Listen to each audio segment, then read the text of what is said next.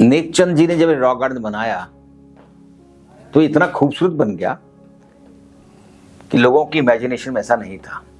खासकर चंडीगढ़ के उस पर जो एडमिनिस्ट्रेटर्स थे उनके लिए उन्होंने सोचा भी नहीं था कि जंगल के अंदर, चंडीगढ़ उस वक्त पहले जंगली था, जंगल से काट के शहर बनाया जा रहा था और चुपचाप कोई इंसान उसके अंदर एक रॉक गार्डन क्रिएट कर रहा है, ये उनकी नज़रों के अंदर नहीं था और वो विश्वास भी नहीं कर सकते कि इतनी खूबसूरत कोई चीज़ बन जाएगी। तो जब उन लोगों को पता लगा कि वहाँ जो स्टोर था वहाँ पे जो हमारे इंस्पेक्टर है वो वहाँ पे कुछ कलाकृतियाँ बना रहे हैं, तो वो लोग देखने आए तो उन्होंने देखा तो बहुत खूबसूरत जगह बन गई हुई है, लेकिन ये इलीगल था। ये चंडीगढ़ तो वैसे ही बाय लॉस बहुत स्ट्रिक्ट है और एक जंगल के अंदर मंगल कर देना ये इलीगल था, तो तोड़ दिया जाना चाहिए था उसको, तो उसको तोड़ना चाहिए था। लेकिन वहाँ उस वक्त एम एस रंधावा थे, मिस्टर एम एस रंधावा जो यहाँ के कमिश्नर थे, वो देखने आए, वो आर्ट के बहुत प्रेमी थे, तो उन्होंने कहा नहीं तोड़ा नहीं जाएगा। उन्हें नेक्चर जी को कहा आप आगे काम करिए, तो नेक्चर जी ने वो काम करना शुरू कर दिया। लेकिन अभी भी आप सोचिए जो ऑफिसर्स थे हमारे चंडीगढ़ के बड़े आईएएस ऑफिसर थे, उनको अभी भी चुप रहा था कि this man has taken importance, ये तो इंपॉर्टेंट आदमी बन गया, ये कैसे हो सकता है। तो नेक्चर जी एक्सपैंड कर रहे थे रॉक गार्डन को, करते करते करते ना 2 एकड़ 4 एकड़ 6 एकड़ 15 एकड़ ऐसे बढ़ रहा था।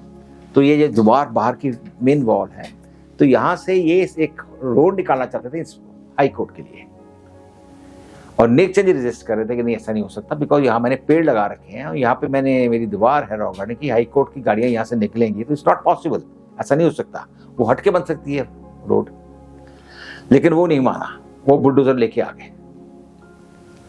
तो चंडीगढ़ के लोगों ने 6,000 उन्होंने ऐसे हाथ पकड़ के इसके आसपास घेरा बना दिया, राइट, और कि इसको तोड़ा नहीं जाएगा, एंड बुलडोजर वेंट बैक। तो एक बहुत बड़ी नेकचंद जी की जीत थी, उससे नेकचंद जी को बहुत बड़ी एक स्ट्रेंथ मिल गई, या सारे लोग तो मेरे साथ हैं, और इनकी एज इट इज प्रसिद्धि बढ़ती जा रही थी।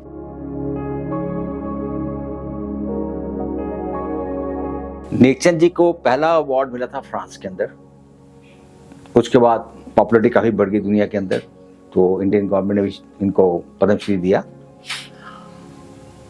फ्रांस के जो लोग थे, जो वहाँ के आर्टिस्ट थे, उन्होंने काफ़ी नेकचंद जी को प्रमोट किया, कई मैगजीन छपी, कई आर्टिकल्स आए, क्योंकि फ्रांस से का चंडीगढ़ के साथ वैसे ही बहुत प्यार है, क्योंकि चंडीगढ़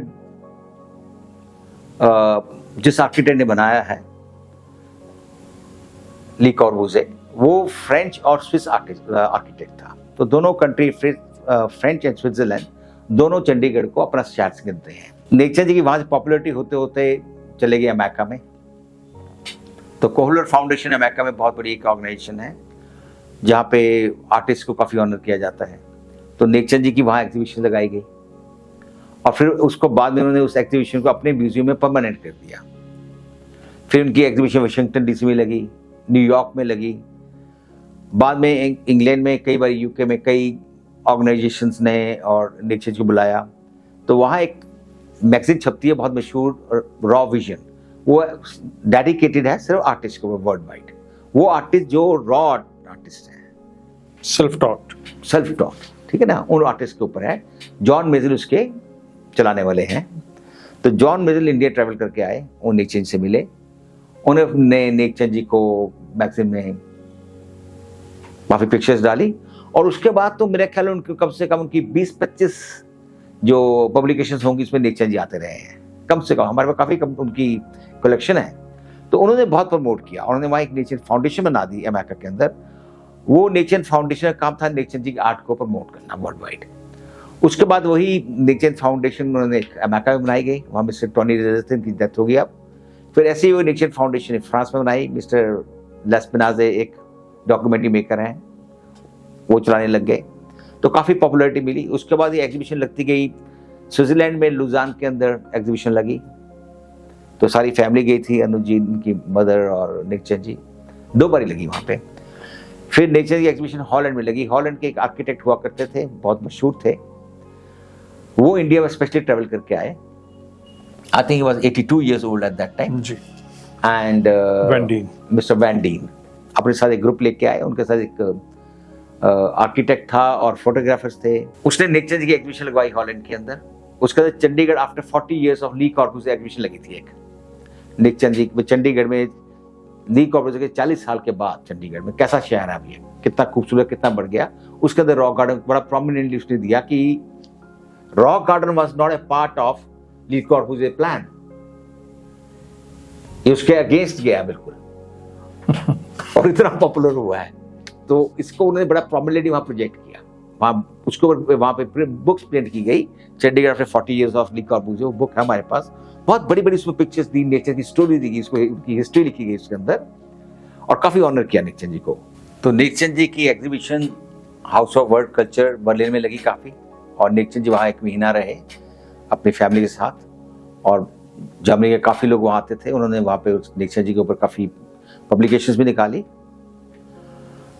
उसके बाद नेकचंद जी काफी एग्जीबिशन यूके में लगती रही हैं, और लास्ट एग्जीबिशन नेकचंद जी की हमने 2015 में वो अनुजी और मैंने अटेंड की, आर्किटेक्ट वर्ल्ड की सबसे बड़ी एग्जीबिशन होती है आर्किटेक्चर की, वेनिस इटली के अंदर।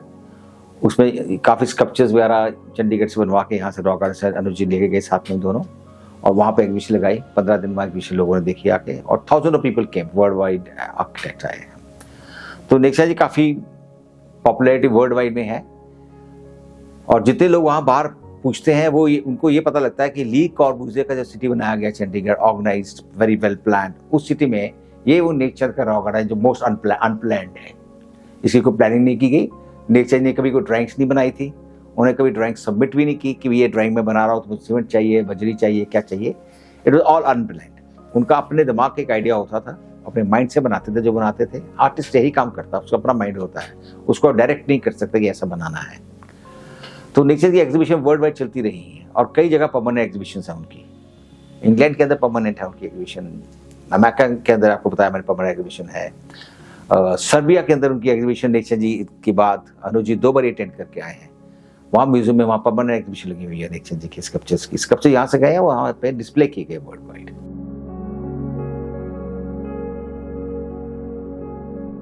हाँ, नेचर जी एग्जीबिशन इटली में लगी, उनकी एग्जीबिशन मिलानो के अंदर, रोम में लगी, मिलानो में लगी। नेचर जी एग्जीबिशन ब्रसल्स बेल्जियम में लगी, और पेरिस में 2-3 बारी लगी। आपको हॉलैंड में बता चुका हूँ एग्जीबिशन की लगी। तो वर्ल्ड वाइड एग्जीबिशन लगी है उनकी। बाकी इंडिया के अंदर अगर आप पूछो तो इंडिया के अंदर तो नेचर जी को इन्विटेशन आए कि हमारे लिए रॉक गार्डन बनाया जाए, तो नेचर जी ने केरला में अपना एक रॉक गार्डन बना के दिया, केरला में बनाया। और उसके बाद यहाँ नंगल डैम है, सुंदर नगर,